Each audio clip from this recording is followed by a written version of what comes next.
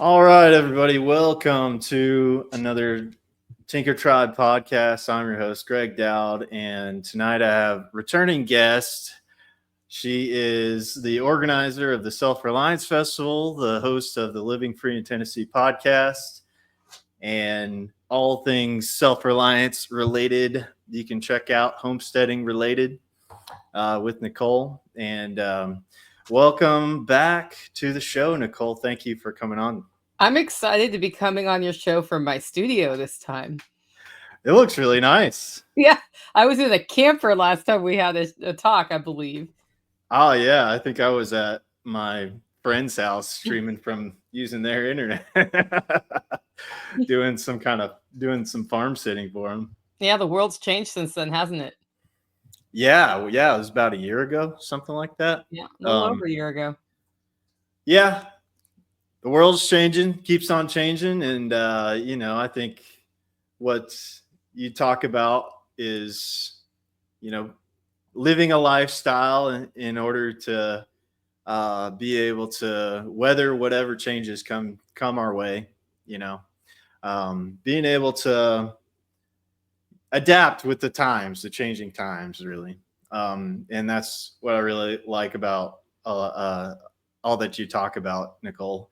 Um, and recently, we were both together there at the Exit and Build conference, and you gave a speech there, and some things that you were talking about in that speech really hit me.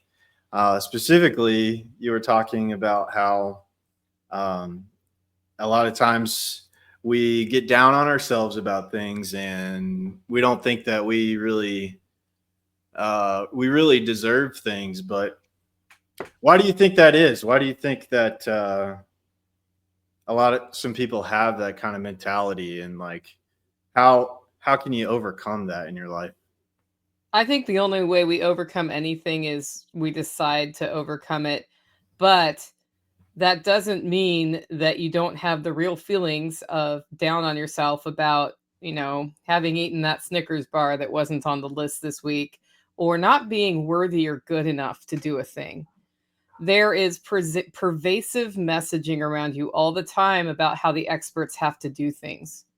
And if you're not the expert, if you're not the best, then you feel less confident. So I believe that part of that messaging just happened naturally, but part of it's meant to keep us from taking the first step towards freedom, which is taking control of your life and building it the way you want it to be, not the way that society has programmed for you to live your life so you can be a good taxpayer, slave person to the system. And that messaging has worked for a long time, and it taps into things that are important, like humility is a great trait, but self-sacrificing all the time to the point where you can't take action doesn't help. And I think that's what starts building the anxiety. And also, when we're pushed off our purpose, and we all have a different purpose and only we can figure that out, that's the hard part, right? When we're pushed off our purpose and living that programmed life, we just don't feel good, and sometimes we don't know why. And I think that starts adding to the anxiety. And when you start getting those nudges in the right direction, because you'll find that you get nudged towards your purpose your whole life, and when you finally figure out your purpose, you're like, how did I not see that 20 years ago? uh, I think that we are too anxious to try that because we're not the expert in the thing we know we need to do. But the only way you get there is by starting to do that. And then that's why we hit on that so much. That's why I started that talk with having people say you are worthy, because it's uncomfortable for people to say they deserve to be happy, they deserve a good life, they are worthy of success. And just think about how messed up that is. You can be humble and successful at the same time. Yeah, what you said was the programming, and I think I've been reading John Taylor Gatto's book, "Dumbing Us Down." I finished that book recently, and in that book he goes into a lot about how our modern education system is about what you're talking about kind of instilling like you must listen to authorities or you get your car, you get your car pulled, or, can't have alternative thinking to what the teacher's telling you, because that's bad. You're going to get scolded for that. So it's like, it seems like years of abuse of people going through that and being told a certain thing, that can stick in your mind. And during Exit and Build, it was interesting to hear how there were more than a few people talk about this is really kind of a spiritual thing too. Like, once you start getting into really finding your purpose, like you said, that you're gonna connect to a spiritual center. I think, like, to find a reason why you're here, and serving creation, I think, and serving life is part of that reason for us all. It's And it's really hard to be on a homestead and that connected to nature and not see creation in everything around you and yeah, not see the evil of what we have done to nature to serve many of the commercial systems in the interest of serving efficiency. Part of why polyface farms is so magical is it is serving efficiency and driving a profit, and part of that profit is monetary, and a big part of that profit is spiritual, and in a just rabidly supportive community that they've built yeah, because they are serving creation in what they do. yeah. And working in the 9 to 5 and the hustle and bustle, going to the city, man, you really feel that on yourself. Like, it really weighs on you, just like everything that you do to make it there, and drive through the traffic, and just everybody's pissed off, it seems like. And it's just, you know but being able to do things that, on the weekends, and get out into nature and things like that, you really figure out, like, man, I wish it could be this way all the time. It can be, Greg. It can. Yeah, that's what I You'll get want. there. You'll get That's there. Yeah, you got to stay, you got to do the grind. It's 10,000 repetitions, I think. So, in light of talking about that, one of the things that you also focused on in your talk was on the entrepreneurship aspect on the homestead. And if you're if you're not tracking things, that it can turn into a way that you're bleeding out money. So could you talk a little bit about how you track things, and maybe some kind of tools that help you stay organized and keep accomplishing your goals towards entrepreneurship and treating your homestead like a business? So the talk that I was giving was talking about designing your homestead with profit in mind, which is something that in the homestead community we start with the idea of I'll just create my own food, and we don't think about how much that's going to cost, right? Yeah. Because it's like, well, my food's free. Well, it's not free when you're buying the feed for your ducks and all of the equipment and putting all that time in. And understand that all of this theme has come from I learned this lesson by doing it the wrong way. So I am not the world's greatest expert, speaking of humility, on how you track everything on a homestead. I can say that in the last year or two, we realized that we had to dramatically change how we track what we're doing and start tracking everything and stop being like, it's kind of making a profit, or not making a profit at all from the gut, because that helps you identify problems earlier. And for me, it started with my business, Nicole Sauce Industries, which is the podcast, Hollar Roast Coffee, and the events we do. And I should have had more profit than I did, and the way that it was being tracked in spreadsheets didn't really illuminate where the problem was. I absolutely know where the problem is now, and I was blessed with a friend who is a CFO of a construction company, Okay. like a large, multi-location construction company.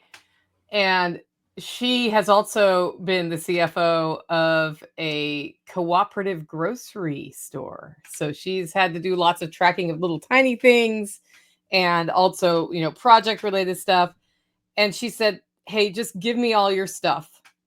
Okay. I'll come back with some questions, and you're gonna have to spend torturous hours answering questions about what things were, but let's do a whole year so you can then see." And so I will say I probably invested 25 to 30 hours, which is not the end of the world, but that's a lot for me on clerical, just to get that 1 year after she had invested a lot of hours setting it up. And she automated the tracking and figured out a structure where I could track things by what I'm going to call business unit.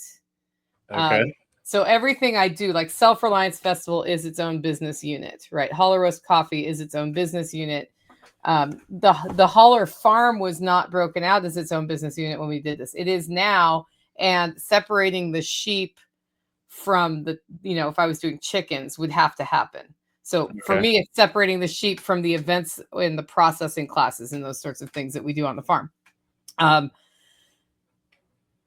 That once that was set up, I could see where things went, and it was automated in QuickBooks. We tried like 3 different. I hate QuickBooks, by the way. So we tried a whole lot, and then just ended up right back at QuickBooks.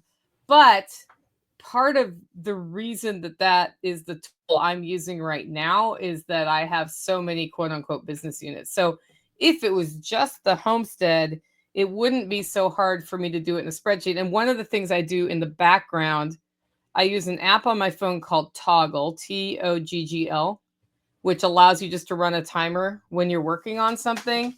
And the trick for the ADHD person is to remember to turn the timer off when you're done working on the thing. Every so often I spend 48 whole hours watering the chickens or whatever. And then it's, and then I'm like, well, that only took me 15 minutes. You can go back and change it, Okay. But it's better if you just like hit the thing, and it will sync from your computer to your phone, so that when I'm, in the studio doing stuff, I can just hit it on the computer, and that will export and link with different things if you want it to. You can have billable hours or not on that. The other thing I did, because I don't carry my phone or a computer into the roasting shack, for example, usually, is just one of these, which is a high-tech tool I'm showing your audience. That's a piece of paper. Log it on a piece of paper. Log it on a piece of paper, and then I enter it in a spreadsheet. So I have a spreadsheet for Hollar Roast for each day of roasting that says I started at 9 a.m. and finished at whatever time. And then on that sheet, it also has total number of, because I have a roasting matrix every time I roast, which is how many pounds of each kind of coffee to roast. Okay. So I know how many total pounds of coffee I sent out the door. I usually have roasted more than that, but that's what I sent out the door. And then I put that in a spreadsheet that has the shipping cost for the day, how many hours I spent doing that, times what I would pay somebody $20 an hour to do what I did in there, and the packaging costs, so the labels, the bags, the boxes I buy for shipping. And with that, I can then look at, by the day, how many hours it took of my time, what the total cost of goods sold was, what the overhead, the estimated overhead for power and whatever is, and if I made a profit or not at the end of that day. That takes I have that system set up, so it takes me 5 minutes to record that. So that's the key, is you get a system that works, and then you have to make yourself do it, which is hard for the person who doesn't like to do stuff like that. And I'm that person, right? Yeah. Yeah. So that's been really valuable. And for Hollar Roast, I stopped doing that every single day because I have 2 months of averages and it hasn't changed. So I know per pound of coffee what the profit is. And I Okay. know when coffee green beans go up per pound, what I need to charge to keep that happening, right? Yeah, I see. So you can do that with your sheep, you can do that with your egg production, and it may seem silly when your profit is like 93 cents at the end of the week. Yeah. But when you scale, that 93 cents turns into $9,300. Well, I think it's a really important thing to talk about because, like I said, and what you were just saying, like when we're out working, growing our own food, a lot of that is emotional, and it's like, hey, we want to just grow good food for ourselves and our families. And I'm not tracking the cost of it, like I'm not looking at all the inputs and like everything like that. But if you want to have something that's going to be not be a drain on you, but potentially bring abundance, that it really is important to look at those costs to figure out, hey, if I'm going to look to do some kind of minimum viable product out to the market or something like that, how do I even price this stuff? Because one of the things that was mentioned, I think, was, well, the eggs in the market are being sold for this price, so I'm gonna sell them for about that cost. But it doesn't factor in the quality of the eggs that you're producing and the life of that animal and all the stuff that doesn't get put on it. And in traditional the traditional food system, and it's a much higher quality product. And then how do you figure that out? You got to track it, right? You got to track it. And even if you're just replacing your own food, I think it's worth tracking it and understand that we're tracking material inputs, your time at a rate of $20 an hour. Okay. So, and that's just the number I'm using this year, right? So it used to be 15, but I feel like reasonable is 20 at this point. You're tracking an estimate, like when you build infrastructure, you're saying, okay, every year, this raised bed, which cost me $300 to put together, it's going to last 5 years. $300 divided by 5 years is whatever that is per year. So that goes into the cost of whatever's coming out of that raised bed, so that at the end of it, you can say, actually, when we got, and you're going to weigh your produce, right? So have an idea of how, or volume, you can do like bushels. I got 12 bushels of tomatoes out of that. So that was a good year, actually. When you have those ways to measure it, then okay, so if I was buying this at the store, it would probably be sold for $5 a pound for tomatoes. Let's just say that's the price that you end up thinking is reasonable. And I didn't have to spend that because all of my labor, in fact, I did not pay myself $20 an hour out of my budget. I calculate that anyway and say, okay, well, like I saved, $5 a pound for tomatoes. I produced 100 pounds. That's $500 I didn't spend on tomatoes. And that goes into my independence fund. I didn't have to earn 130 or 500. So like I didn't have to earn about $750 That month. ish Yeah. to pay for that season's tomatoes. And so that works in my favor. But also when I have surplus and I decide to put them at the end of my driveway, I can say, this is a $6 basket of tomatoes for somebody. And if they don't like it, they won't buy it. But I can tell you, I've never had a problem selling my eggs at premium prices, way above, like literally sitting next to an egg vendor who feeds their chickens do more and my free range duck eggs. Never had a problem selling out of stuff that's high quality, so long as I can link up the person with the story of how it is produced, and they find the person who cares about quality and then get them to taste it. Okay. So that's part of it, right? Is given what you would call a loss leader or something like that, I guess, is to put out something, let them get the juice, so to say, and get hooked on the Why do you right think stuff. there's free coffee at SRF? Right. Yeah. That's a good methodology there. Yeah, so that tracking, you can go as detailed as I did, or you can set your own structure, but be sure to include inputs and time and infrastructure at a minimum. And then over time, you'll refine the system and set it up to be easy for you to do, whatever easy looks like. A clipboard, a spreadsheet on your computer, whatever that, a voice memo, like with AI, it will make mistakes if you use it for this, but you can actually tell it, like, track this hour. This is what I did, and it'll write it down. It'll be approximate. Okay. So especially if you're getting started, and I guess I just go back to, if you do that, and then if you design your systems to work well, you're A, going to be pushed towards more efficiency to begin with, and B, you know what your stuff is worth. So when somebody's like, well, Johnny sells his tomatoes for $1 a pound, then you're like, go buy them from Johnny.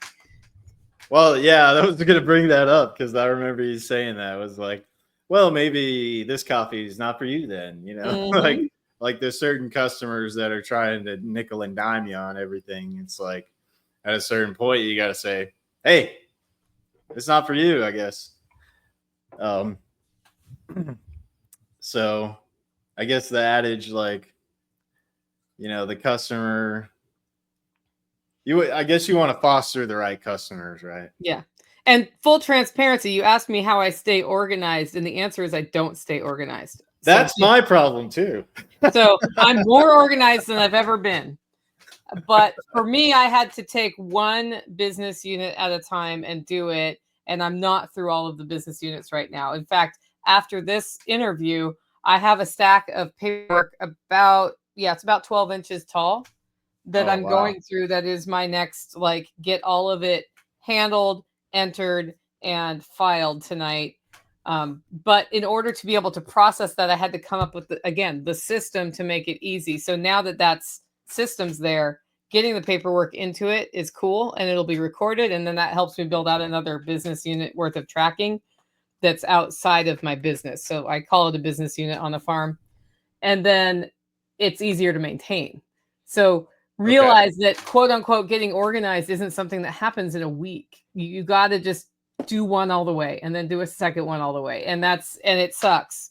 But once you get it done, it doesn't suck. It's getting there that sucks. And then it's fine. Okay. Yeah. That's what I was going to ask, is how you accomplish that, because like you said, you kind of have to take it one thing at a time, right? Like if you look at the whole thing, it's pretty overwhelming, and you might not. I had a hard talk with myself and God this morning about that pile of paperwork, by the way. Like, nope, that's literally do or die today, Nicole. I was like, okay, I got it. Okay, I'll do it. Yeah. You kind of have to, like, think like a project manager in a way too, because you have to be like, okay, well, this task is now the priority, and let's prioritize this for today and get this all done. I am very weak on that regard as well, and have a lot more room for improvement on that myself. Like, I am all over the place. I wanted to get into a little bit with you about the whole community aspect. You know, that was the whole thing with Exit and Build, was like, how do we foster and develop a community of some kind? And I know you're kind of doing it in your own unique way. Could you talk a little bit about maybe some strategies that you have for what kind of, the people that are around you in the Hollar? So that's a tough one when you come at it from, how do I build community? And I think it goes back to setting your intention with community. What is your intention related to community? Are you looking to form really strong bonds with people and high levels of trust to live near each other? Are you looking to have just a big wide net of people who have shared values? And figure out what you mean when you say community, because I have both kinds of community, right? Like there's a strong Tennessee community, and it's not just me who did it, right? It's a bunch of different people who are good at developing community, also met each other and shared community. And so that's the thing, is you can't own community. You Okay. have to foster community or Yeah. facilitate community. And to do that, you have to get out of your comfort zone and go all the way to Polyface Farm to Exit and Build Land Summit or wherever, or Self Reliance Festival. You have to make an effort to get to know a person or two there and open up a little bit and not just be super closed about everything, because then you come off as suspicious. We think Yeah. you're the Fed in the room when you do that. You're the Fed. I talked to a few people at the conference about that. Yeah. Yeah. And find a way, if there is nothing near you to participate in, find a way to make the thing however you're most comfortable to participate in it. You know, we haven't talked about this yet, but I did tell you that there's been a higher calling here. Yeah. To build more rapidly build community, or like locally here. Yeah. And that means opening, you know, I've always opened up the Hollar for events, but that means that people know my address. Yeah. It's published on the internet, and there are times you can come here, right? Yeah. And it's gonna expand from there. Okay. So we'll talk about more about that later, but I had to be comfortable with that and not just go to the town library and host meetings. That being said, Marjorie Wildcraft, to start her community, started by showing a permaculture movie. I can't, like, you know, Greening the Desert or something, at the library, served chips and guacamole, and started with those people, got to know them before letting them know where she lives. So you need to figure out what that looks like for you in your comfort zone. But it does mean, it's kind of like dating. Like you got to ask the girl out, you know, and then it may turn out that she's not the right girl, and that's okay. Some of that's going to happen. Right. But you know, what we've done with the Hollar neighbors is it just accidentally happened because my podcast attracted people here. Okay. And then some of them rented next door to me. And then, you know, one of them got to know me well enough that he lives on my property in a cabin. And then we've had the opportunity to buy something nearby. And so what that means is that we have a tight group of people who live near each other and support each other like a family.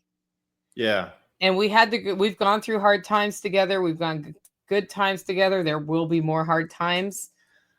Yeah. Yeah. How do you deal with that? Because people can be messy.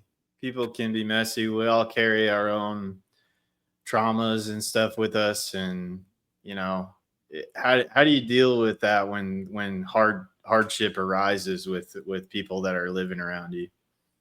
We do our best. So we don't always do it right, is the answer to that question. And I'm sure that we've alienated people before through times like that. We have a really tight inner circle Tennessee crew that doesn't necessarily live here. Okay. But they float through here. And some of them have different skills, and some of them have psychological skills, which helps when something's just off the rails, because you can tap into that person, right? And that happened because we have shared values of non-aggression principle and freedom, and genuinely being interested in helping the group and people in the group, right? So it's not just about taking from the group. Okay. And so we've, you know, and so when we have those hard conversations, we do our best to do it when we're not angry. And a lot of time we've put a lot of, if you have to say something to somebody, I've usually put a lot of thought into saying the thing, because if I just like explode at them, you know, nothing good comes from that. And with Jenny, so Jenny, who's one of the people in our group, she's really good at pushing you towards rabid transparency about things Okay. and and finding a kind way to be transparent about boundaries. Okay. And that helps a lot. But also, it's pretty clear in Hollar who's in charge. Yeah. Like, if you're on my property, I'm in charge. Yeah. Yeah. If I'm on your property, you're in charge. If something you're doing on your property negatively affects my property, that's when we have to have a conversation. And the moment the thing comes off your property onto my property and kills my birds, which has happened with somebody's dog, Yeah. we got to figure out a solution. But because we already had shared trust and it wasn't like, your dog killed my chickens, you mofo, like whatever. It was like, so we got to figure out how this doesn't happen. Is it putting a fence up? Is it, building a kennel for your dog? What's that look like? Eventually, actually, that dog ended up being rehomed because if he got out, he figured out any way he could to come over here and kill a duck. It was like, he was just very driven. And that was a hard decision for his owner, who made that decision, but it was probably the right decision. It was either that or build a really big dog fence compound thing. Mm. And that because he would like break through coops. So, those things come up, and I didn't say you have to get rid of your dog ever because his dog is on his property, right? Yeah. He was like, I think actually that this is too much for me to manage when I'm working all day long. And part of the reason that dog's eating out is he's got too much energy because he's not being walked. Yeah. Yeah. So I don't know. I mean, I don't know what would happen if somebody was an actual genuine evil jerk to somebody here. They'd probably just get expelled is what would happen. Okay. I don't know. Yeah. It kind of depends on, is it in anger or is it like malicious awfulness, Yeah. Yeah, that's something that I thought was interesting with Joel, and how he brings in the new people on the farm, and they kind of go through, their trial period and get observed on how they work together and how that goes, and then I wasn't able to go to the VIP thing, but I got the skinny from my friend that bought the VIP ticket and went. And so she was, and that was a specific question I fed to her to give to Joel, was like, how do you deal with these conflicts? And one of the things that she relayed back to me that Joel said was that the people get observed, and if they act one way with one person and one way with another person, then that's like a no-go. Yeah. And I was there for that question because I was there for about half of the VIP thing before I had to leave. And I was really glad I was there because we're looking at adding some things like that here as we build out. Yeah. And his screening process takes darn near half a year before you even get to be the equivalent of an intern on the farm. Right. And then you go through that whole program and they can see at the end of 3 months, can you work here? Yeah. And there's something to this, like, testing somebody's mettle, right? Like, somebody can tell you that they're all gung-ho and they share your same values and principles and stuff, right? You mentioned that. But what are their true colors when they're put to through some kind of gauntlet, and how, I guess you're really going to see who they really are, right? If you're working with them and you're going through that process together. I think there's something pretty profound with struggling together, in a way. Well, and so how you go through the gauntlet here right now, it has been related to the Tennessee GSD crew, which is get stuff done. And you can say whatever you want. But it's the get shit done crew. And we come to somebody's place and we'll build an aquaponics system in a weekend or put in a watering system for them. And we eat lots of good food, and we have some beers around the fire. And actually, some of the group have quit drinking, so some people don't have beers around the fire anymore. Yeah. We're all getting older. Yep. But as a result of that, we've been out in hot, disgusting weather. Different people have ended up in different roles as part of these projects. We haven't had a GSD weekend in a while, really, like that crew. I think we're going to have one in July. So that has been good, because I used to put them out on the podcast and we get like 20 to 40 people there. And then of those 20 to 40 people, you can kind of see who lasted. Yeah. And then Yeah. some of them were like, yeah, this isn't for me. Some of them were just weird. Some of them ended up in the GSD crew, right? Okay. So I think that was our way. But I believe as the Hollar adjusts and grows, we're going to have a more like what Joel's doing, where it's, getting people More. in, observing how they are. There's a temporary way to be here, but you're not permanent. And my goal with what we're doing here is not like how many permanent people can we have around here. It's, it's really about serving a population in need.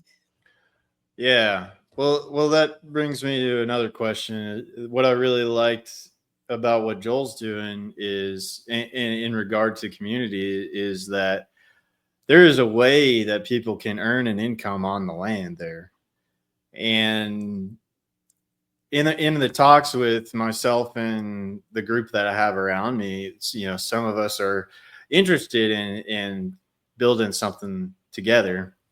And it's that problem of, how do I derive some type of income while building this thing together?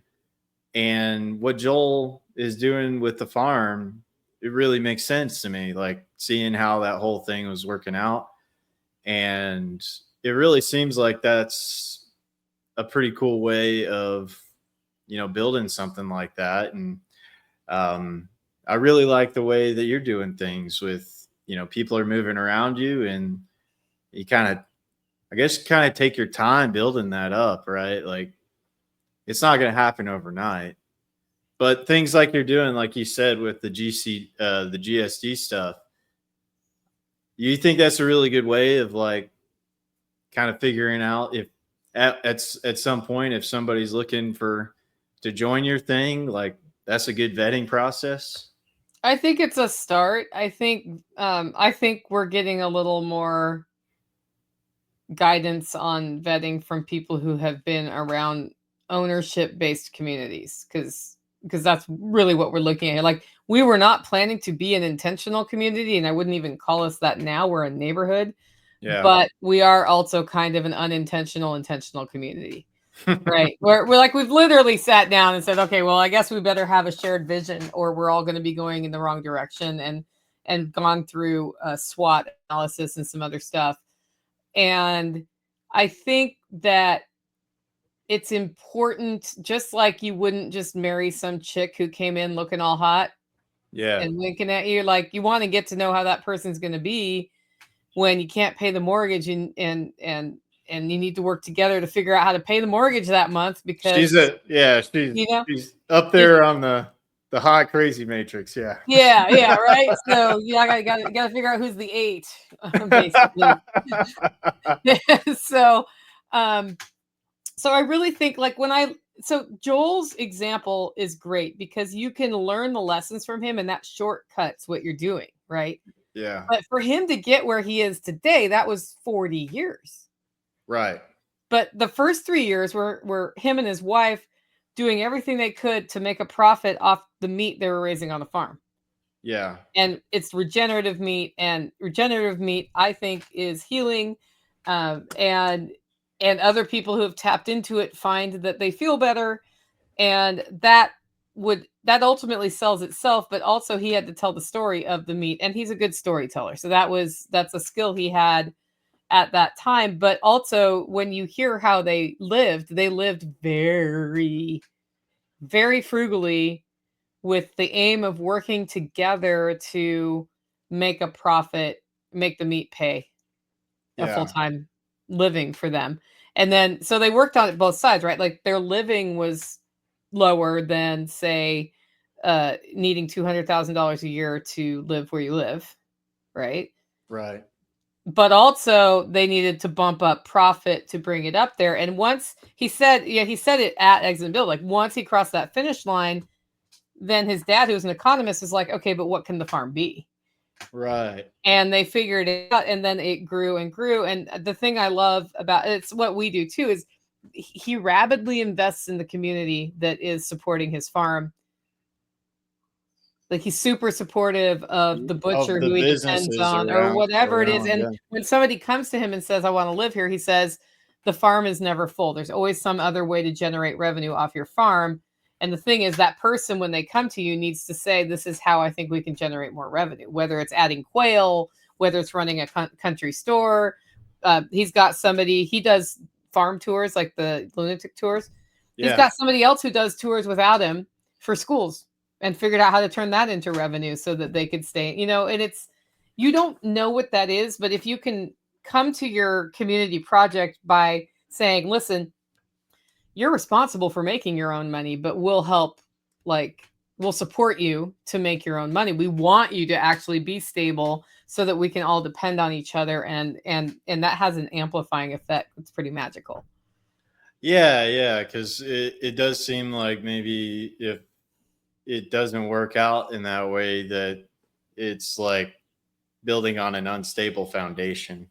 Yeah, so you need some stability, and that's literally where we are right now. We have a stable foundation that could be more stable, and we're rapidly focusing on how does this turn a profit, not because we're trying to get all the money from the other people, but just because that's what you have to do to be stable. I think so. And then Yeah. how can we open it up to other people being able to participate in this while providing an overall mission that we have about connecting people who need it with sustainably grown food and with the healing experience that they get.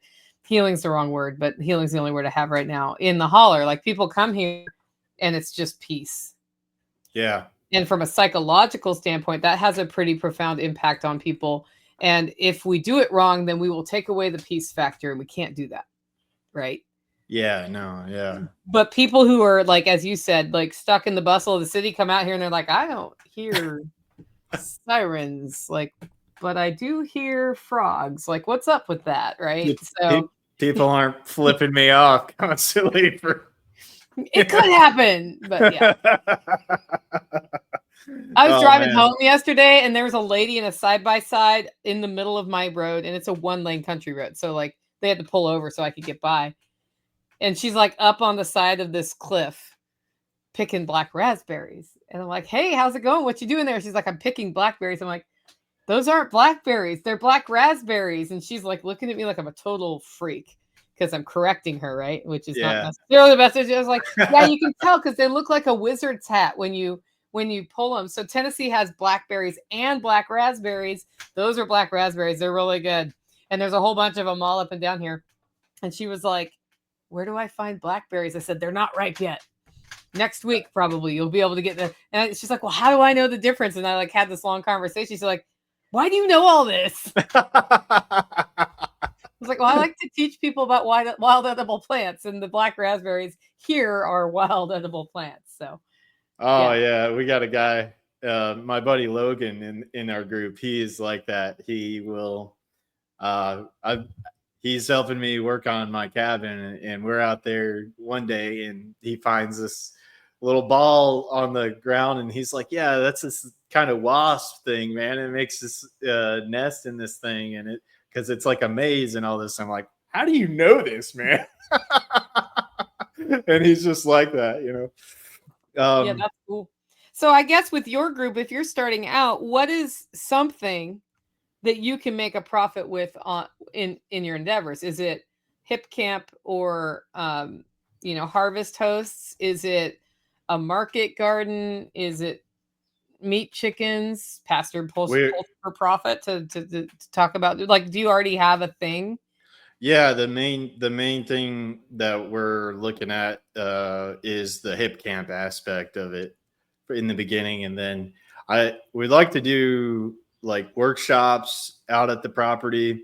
I'm not necessarily a permaculture I'm not an expert by any means. I need to take a PDC course and start to get more knowledgeable in it. But like to teach just general skills on like survival skills. So we're talking about doing some bug out weekends there, and everybody comes out and we'll teach survival skills and camp out there and kind of use it for those kind of educational type things out on the property. Is really where I see the vision of it going. And yeah, it's kind of a neutral ground because I own the property, but I'm not there full time yet. And so, I have no problem with people coming out there and whenever and us working together and doing things out there. So, so it can be kind of like a rally point is kind of what it is right now. What's your minimum viable product for having it open for hip camp at this point? Finishing that cabin, I think. Finishing that cabin, I guess that's not. It wouldn't have to be completed to host people to just camp on the property. So minimum viable product. There's composting toilets out there. There's, landscaping that would need to be done and areas where people could pitch a tent, basically. How hard would it be? How much time would it take you to make a single camping spot that's a reasonable distance from a composting outhouse that has maybe both trees you could hammock camp and a flat space or two and a fire pit? A good weekend. How come you haven't done that yet? Dang it, Nicole.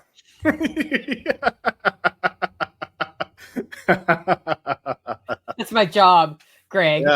Yeah. Well, and then can you charge? That's something I hadn't thought about. Okay, I've been so focused on the idea of we got to do the cabin. We got to do the cabin. The cabin. It's all the cabin. It's the cabin. So yeah, you're right. Is the cabin something that if you weren't there and hip campers were there, it has stuff they could steal? I mean, if they stole it, they'd have to be doing some work, man. Okay. So yeah, I don't. So you don't have tools sitting around or anything. No. I mean, if you could figure out a way to get them to self-check in and maybe put a couple signs like hip camp is this way, camp spot, outhouse, those sorts of things, that makes their experience a little bit better. And the other thing I would say is, how do they get water? Yes, I have water hookup there, but I have to plumb everything. So that would be if you had a single more that's than all a week. you need. Yeah, but you can also mine. You have water that you have to filter here. I do have some water catchment there, but I don't know if somebody wants to go filter this stuff out of the. You only get 4 a year, or whatever. Yeah. Put a little firewood by that fire pit, and they're like, "Sweet, it came with firewood." Well, cool. You got me thinking. Yeah. To what I could do to get that going better. Because then that generates two things: a little bit of a buzz, and you figure out, okay, how do I like this hip camp thing? Do I like the populations that are coming through on hip camp? And B, you're getting a little bit of money in the door. It's not a lot, but you make a couple $100. It's a start. Yeah. Good point. Really good point. That's something that I'm gonna get done. I wanted to get into this with you a little bit. Like in the freedom movement, we're very much individualistic, and that sometimes maybe that's a bit of an inhibitor to being unified. So I know you told you've told your story that you've come from kind of the left and figured out that's not fair, and I what these guys are talking about. So, but it seems like the left is pretty good at organizing and getting unified, whether misdirected. It's they seem to get together and be able to unify um, pretty well. Whereas in the freedom community, it seems like since we are such individualistic people, there's like um, these safeguards, I guess, towards getting into some kind of group think or something like that, I would say. So, yeah, I wanted to talk to you about a little bit like about that, and how can we foster more unity, come together a little bit more in the freedom movement. Freedom movement politically, or as regards communal homesteading networks? Uh, I would say as a whole um, in the freedom movement. I recently listened to Ross Ulbricht did a speech at the latest Bitcoin conference, and he told a really interesting story about three principles. If we can unite around like three principles of freedom, unity, and decentralization, which I thought was pretty interesting. And it's almost like the old corporations, like the idea of the old corporation was that the corporation would be found and come together to do a specific task, like build a road or build a bridge and something like that. Once that was completed, it was disbanded. So that was kind of an idea that came to my mind, is like how more people in the freedom community could unite around certain things, and then we go back to our doing our things in our respective locations. Like, I wanted to shoot that out there. I don't know. Having worked in the free market libertarian think tank world for 14 years on public policy issues, what I came to there is that the structure of government is the problem. It is Yeah. set up to not be free. Right. And when we work within that system to further freedom, we don't. Sometimes we keep it from being less like we slow it down, but we don't make lasting, ongoing change, usually in a decentralized way by lobbying the government. Oh yeah. Yeah. And so in the, I guess I would be more on the side of like, okay, yeah, well, let's be the ag. That is my thing. Is like, let's be the agorists, like not involve ourselves in politics. right, but in that movement, there's a lot of really smart people with really good ideas and a lot of infighting, and this flows over into the not focusing on political, but decided, screw that, non-aggression principle. I'm basically an anarchist, or I'm a libertarian, and I think freedom's awesome, and I hate everybody who loves freedom too. and that does happen, because if you think about finding Jesus and being saved, Mm-hmm. the first thing that happens is a lot of excitement about it, and you want to share that with everybody in the whole world, right? And people who are not there with you are like, oh, because it's like you're up in their face about it and they're not ready. Libertarians and anarchists kind of do the same thing, where it's like, it all makes sense. It's just one rule. It's a really simple rule. And they start getting up in your face about it. And every time you say something, if it's not exactly the right words, it'll be subtly different. So I think we need to find the people who are not that way and be with them. And when somebody is that way, find a way to be like, okay, but we're going to be over here doing our thing. And not worry about that disruptive element, because that either changes with time or implodes or becomes a liberal or a Republican. Interesting. If you really watch that, because I've seen a lot of people go through that. They're like born again libertarian, then they become anarchist, and next thing you know, they've decided they're a lefty.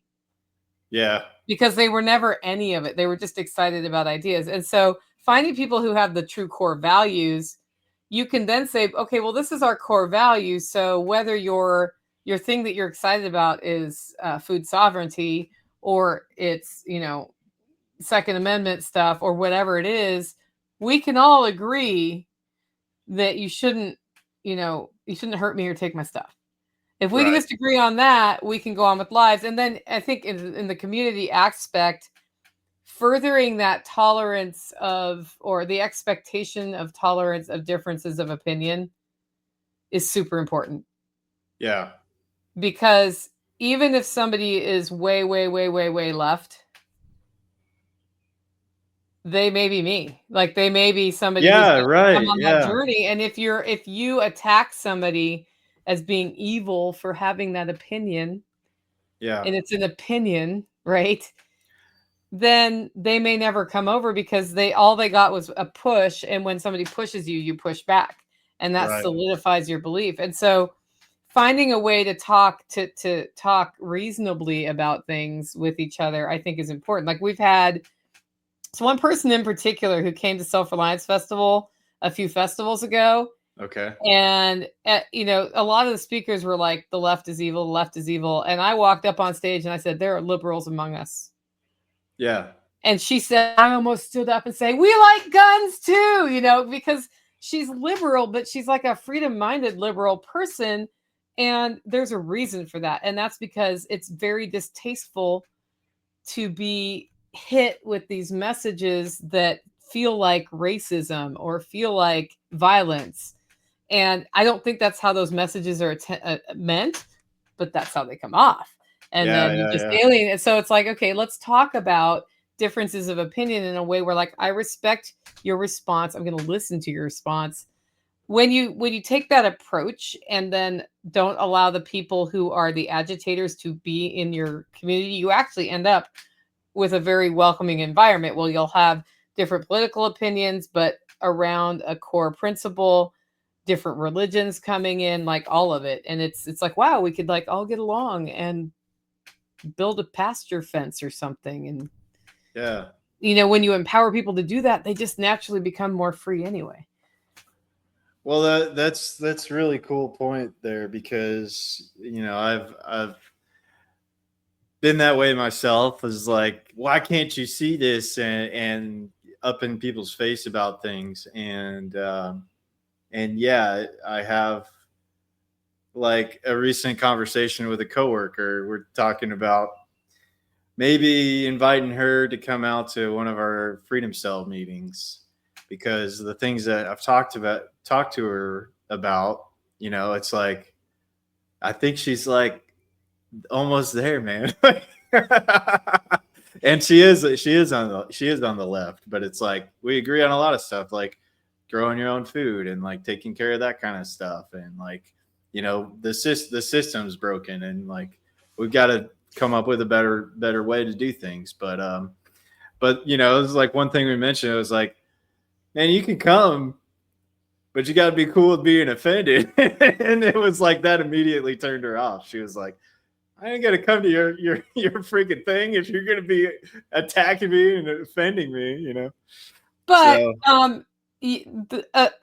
a possible alternative is to say, okay, we're really interested in the same things and solving the same problems, and we have two different perspectives. How can we have a conversation and learn from each other about that? Because the truth may lay somewhere in the middle, or lie somewhere in the middle, or it may not. I don't know. But I think throwing that onus back on her rather than you might be offended, Yeah. Like, how can we have a discussion where we can say what we want to say, or say an opinion that might offend you, or you might offend me, and not be offended? Yeah. Because we're learning from each other. Because I remember being on the topic of racism. I was on a Zello channel, and one of the people, like, racism came up, and he said, I was raised in a place where it was black and white, big separation between those two races, and black people beat up white people because they were white. And so if you saw a group in this location, you were taught that, what you would naturally be taught in that situation. And he said, so I grew up thinking that Black people were horrible, basically. Yeah. And then later in life, I met people who were not terrible. And I realized I was wrong, but I haven't ever been able to talk through this whole experience, let go of that trauma, because if I even bring the topic up around the wrong people, I'm called racist and whatever. But how do you expect people to break from that kind of an experience and go on to a world where you're valuing people based on the people and not what they look like? Their character. Yeah. Yeah, if I can't talk about it. And I think that's kind of similar with the big like when I was growing up, and Democrats and Republicans were like, "Oh, you're wrong," and they'd have these jovial discussions and then go vote who they were going to vote for, and it wasn't this big, I can't go on a date with you because you're a Republican or you're a liberal. Yeah. Was, Yeah. like Republicans married liberals when I was growing up. Yeah. Right. Because they were like, there's a bigger mission here that's just, that's what's going on here today, but we're gonna have a family and build a homestead or whatever it is. Yeah. And I think at the end of the day, we all want the same things. We want good food, we want stability in our lives, we want to live in harmony with each other. Like, there's a lot more that unites us than divides, and it's really, we're all getting played. George Carlin says it's a big club and we ain't in it. So that's but getting people to see that's why I recently also went to this event called the Third Eye Carnival, where they bring in a bunch of people doing like music and comedians. And that's kind of one thing that helps me is through the comedy aspect of things. And I think it was said by maybe Oscar Wilde, if you're going to tell somebody the truth, you better make them laugh, otherwise they'll want to kill you. So not a bad piece of advice right there. So the event, I know it's been a big catalyst for me in changing, is Self Reliance Festival. And I wanted you to talk a little bit about that. And I wanted to say that I have a lot of gratitude for you putting on that thing, because it's really meant a lot to me in my life. So yeah, what's new with the SRF? What's going on? You're not going at John's place anymore. He's going to be at a different location, still in Camden. But what can we expect for this the upcoming Self Reliance Festival? I'm excited about Self Reliance Festival. We've got a great lineup of speakers, and not all of them have been released, but we know who they are. At this point, there are 2 people who haven't said yes per se, but it's basically full. But we are still looking for people to do demonstrations, because what I like about the Self Reliance Festival is you have like the speakers from the stage, and then you have hands-on demonstrations of different practical things that you can learn how to do to make your life better. And I do think it does make your life better if you want to spin wool and knit things, to learn how to spin wool and knit things. Yeah. Even if the world never ends and we don't have to ever spin wool ourselves, if you're the person who connects with that, it's going to give you other skills along the way. So that makeup is happening again, and this year we are moving to Birdsong Marina in Camden, which has rentable RV spots if you want to bring your RV and plug in and hook up. Okay. It has some flushing toilets. We will also have porta potties, because with a volume of people, you want to make sure there's plenty of places for that. And there are cabins you can rent there. There will, if you buy a ticket, it includes rustic camping like it always has. Oh, There's okay. a great camping area there it's just a big open field with trees. So it's kind of shady, which is nice in Tennessee when the sun comes out. Oh yeah. I'm sure we'll have some sort of a campfire or burn barrel area there for hanging out at night. But that's really cool. I've got to have some really great conversations with people at that campfire. Yeah, it's all about the campfire. And that's why we actually stopped doing music on Saturday night. Oh, really? Because we've had some really great musicians who I want to support and get more art involved. But Yeah. what happens is people go through the whole day and they're just tired. And I they noticed want to that go sit too. around Yeah. the campfire and talk, right? So I have admitted that we are going to play Red Dawn under the main tent for movie night on Saturday, if people want to do that, or they can go to the campfire. And we also have gotten a lot of feedback that people want more time for networking. So there are fewer speakers this time, and there are half-hour breaks between every speech. So that people have time to go see the vendors and talk to each other and go connect at the information booth. And during those half-hour breaks, there are also demos. So we'll say, like, well, actually, during this break, there's a blacksmithing demo or whatever it is. So that's all happening. And we have Brooke Whipple from Alone. Do you know who she is? No, is that a TV show? It's a TV show. So it's a reality TV show. They drop you out with just basically what you can carry somewhere, and you have to survive.